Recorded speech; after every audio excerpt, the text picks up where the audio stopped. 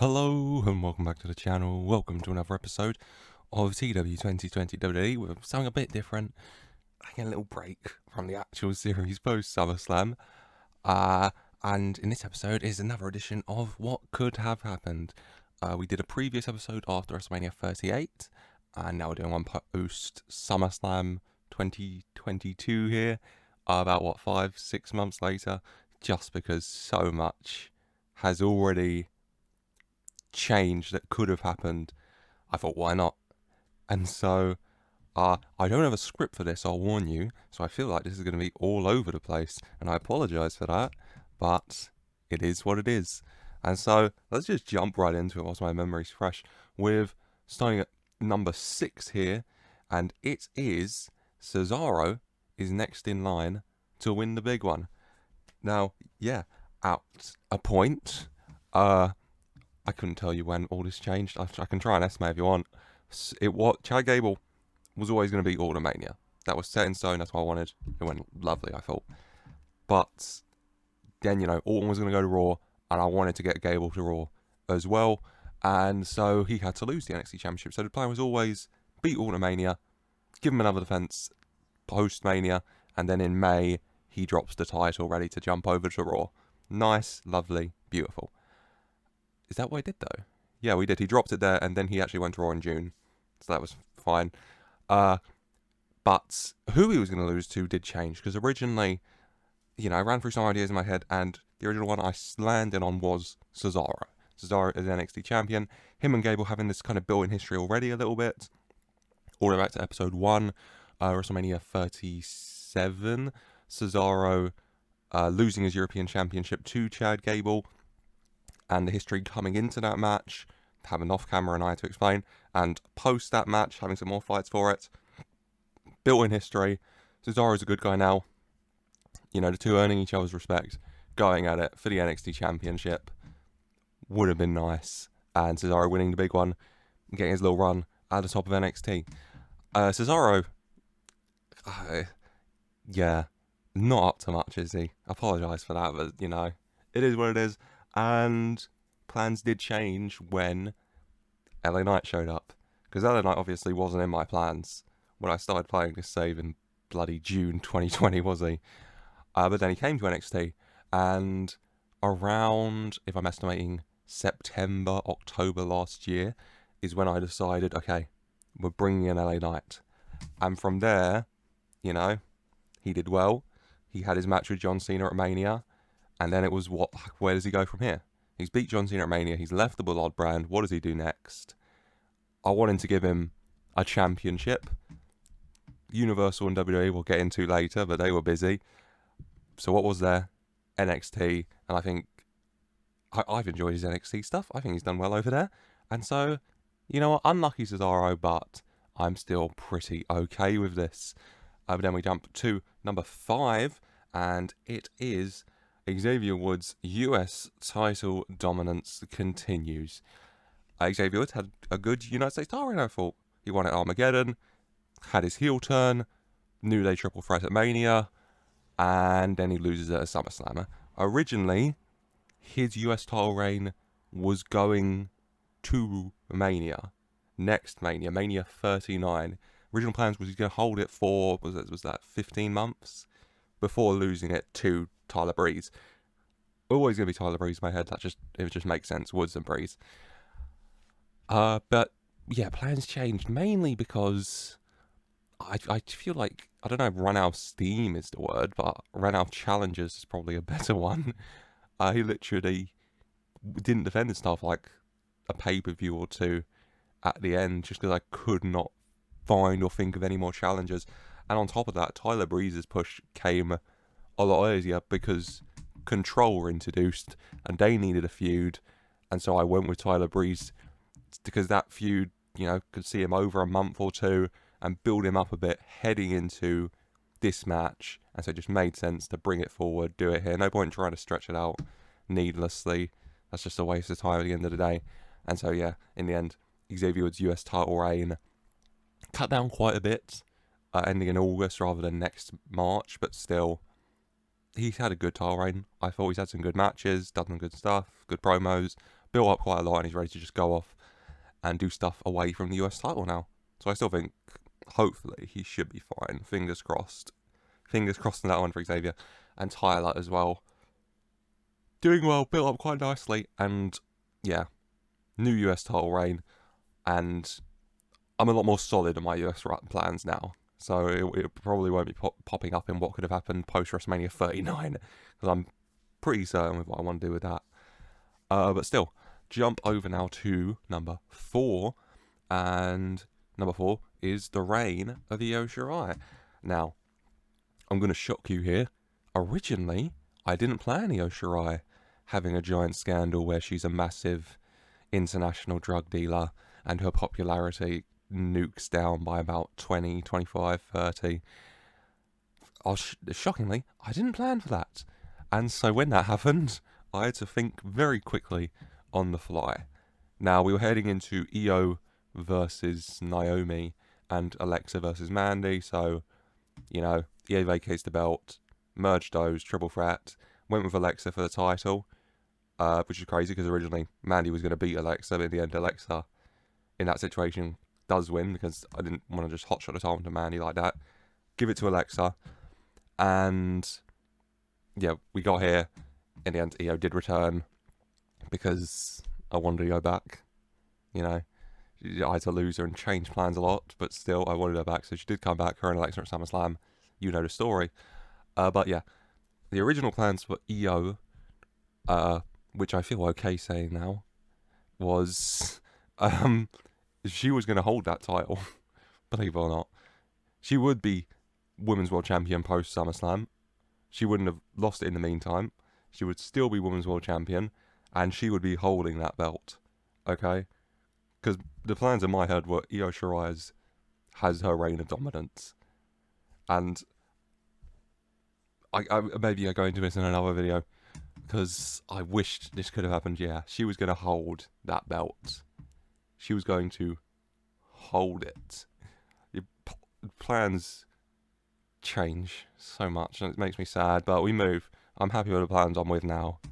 But yeah, Io becoming an internationally renowned drug dealer really ruins and gets in the way of a lot, sadly. So, Io, we go to number 3, and it is the world where there is no summer of peace. Pete Dunne has had a lovely time, I think, hasn't he? Lost the Raw Tag title, but then wins the King of the Ring, gets his WWE Championship match at Wembley, SummerSlam in the UK, and he did it, but then he didn't because of Triple H. But he still had a very good summer.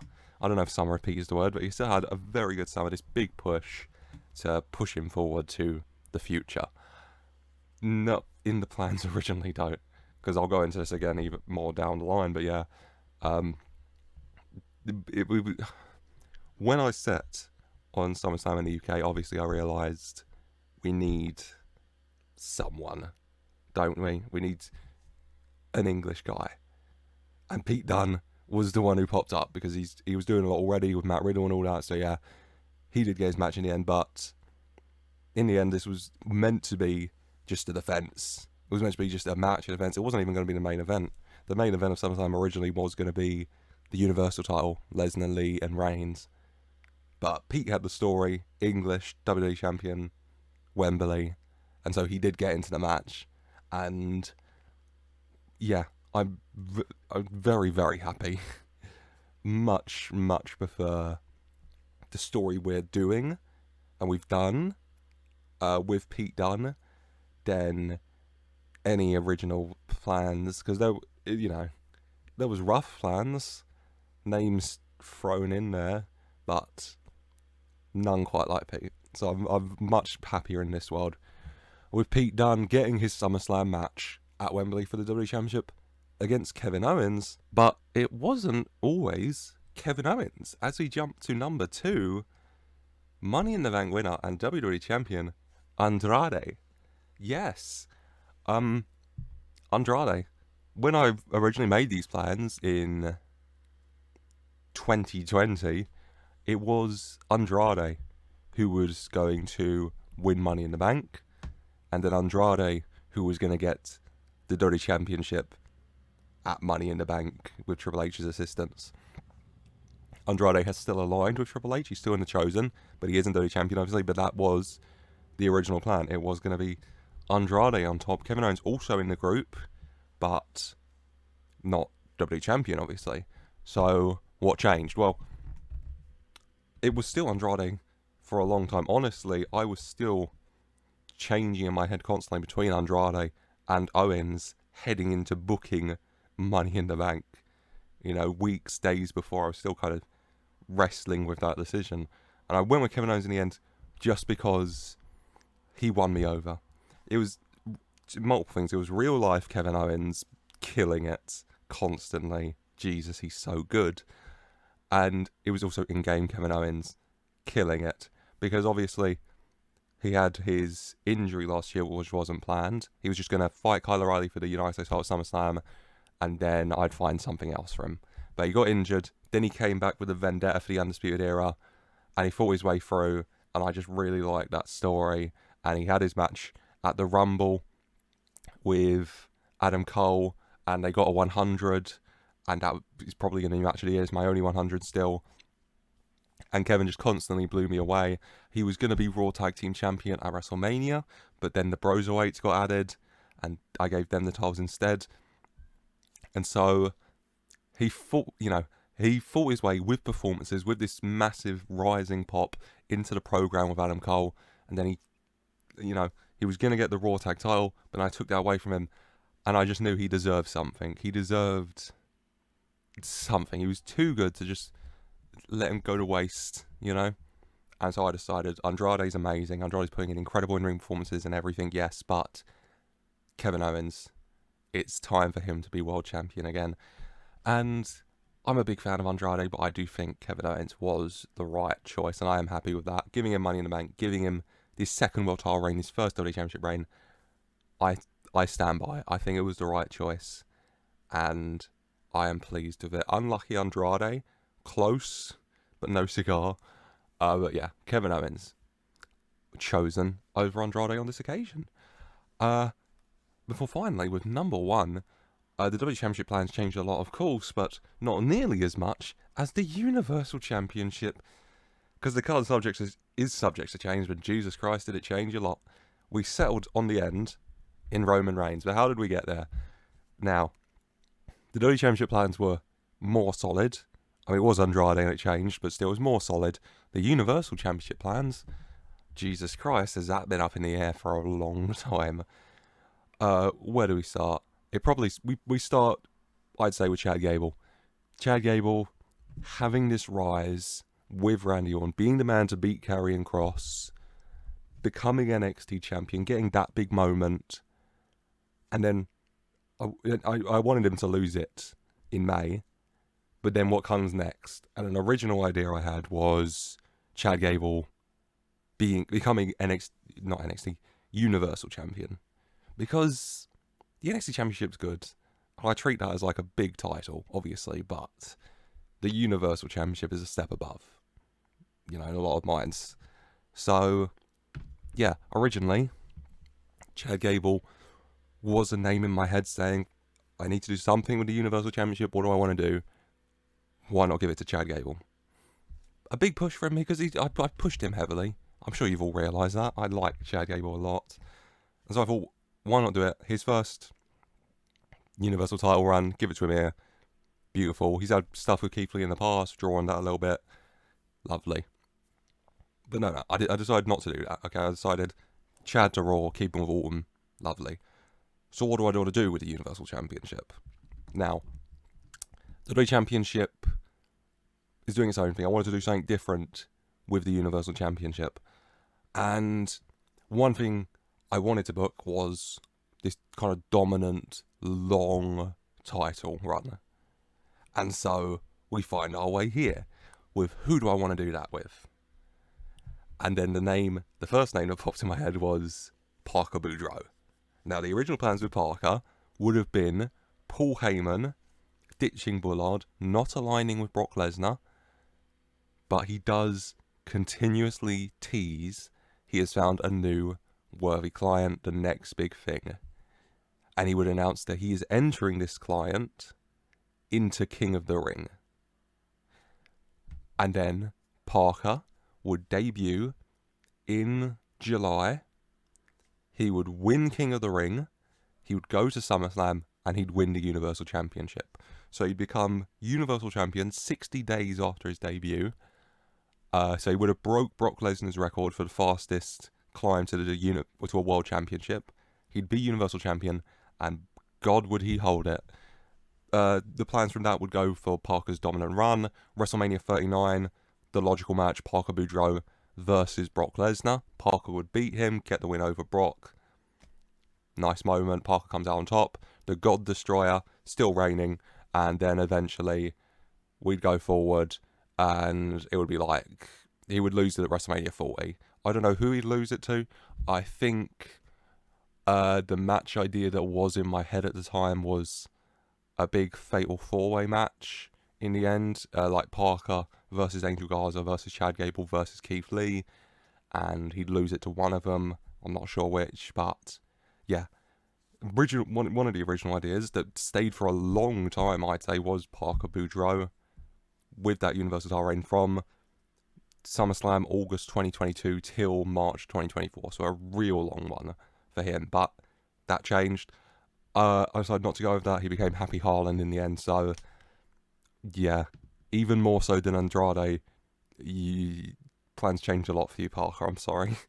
Then we go to Gable Steveson, another idea for a debut, big title win almost immediately, push right to the moon, long title reign.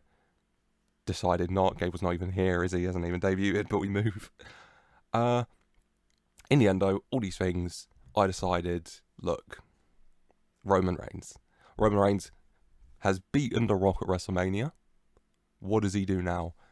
And to me, the only logical step next was he finally dealt with The Rock. He will move to a world title. He has to. And Roman was doing the trial with Steve stuff in real life. And it just made sense. So in the end, yeah, it was Roman Reigns decided that he would get that push, and he did. As you've seen, goes forward, wins the Universal Championship, and he can have his run with it. Because logically, what do you go from there? He's just beaten The Rock. The Rock has acknowledged him as the tribal chief. What would he do next? He would want everyone else to acknowledge him. How would you do that? Become world champion. So logically, it is what makes sense, and that's what I'm here for. And so yeah, all these options, you know, could have been fun, but Roman Reigns, in the end, gave him his little new guys, make it feel a bit fresh, hopefully, and we move forward with Roman to a really exciting plan, I think, for the rest of this season of sorts to WrestleMania 39. I think they're all pretty interesting, all the world titles. You look at the top 6 world titles, I think they're all really interesting. I think the Universal might be one of the most interesting. Universal and WWE especially, I think, very interesting heading to next WrestleMania. I think they're going to hopefully be very good. Fingers crossed. But that is going to be it for today. I hope you've enjoyed this little, just look at what could have happened. I think it's always interesting to look at, you know, things change in wrestling so much. Just to take a minute and just look at what could have been. You know, Xavier Woods could still be US champ. EO could have never gone into drugs. Kevin Owens and Pete Dunne, neither of them could have been in that main event of SummerSlam. It could have been like Andrade versus Randy Orton. Banger, honestly, but still beautiful. That is it for today, though. I hope you enjoyed this little look at what could have happened. Is there anything in here you wish did happen? Or are you happy with what we got? Let me know in the comments down below. Let me know what you're looking forward to next week when we come back with a post-SummerSlam shows and we begin to build up to bragging rights. First of all, what do you want to see in the second half of sorts in the season from now to WrestleMania 39? Let me know as well. Subscribe for more to see when we do drop those post-SummerSlam shows and all the episodes of the TEW 2020 WWE series. Leave a like if you have enjoyed. I hope you have, and as always, I just want to say a very special thank you for watching.